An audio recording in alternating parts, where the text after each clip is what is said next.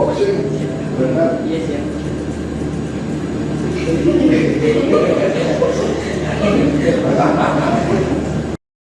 Momen unik terjadi saat Presiden Prabowo Subianto menyambangi SMPN 4 Bekasi, Jawa Barat pada Senin 17 November 2025. Presiden sempat menantang salah seorang siswa untuk boxing. Hal itu terjadi sebelum Presiden Prabowo meluncurkan Interactive Flat Panel atau IFP atau Smartboard untuk seluruh sekolah Indonesia. Awalnya Presiden Prabowo menyambangi kelas 9B yang tengah belajar mengenai simulasi fase bulan menggunakan IFP.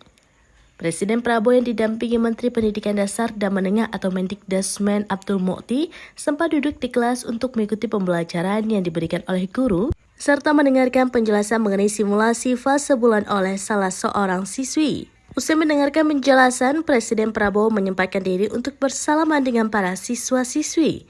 Salah seorang siswa menyebut ia suka dengan olahraga boxing. Prabowo pun merespon dengan mengangkat kedua tangannya seolah membentuk kuda-kuda boxing.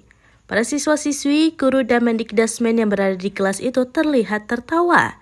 Setelahnya, Prabowo mengusap rambut siswa tersebut dan berjalan untuk menyalami siswa-siswi lain sebelum meninggalkan kelas.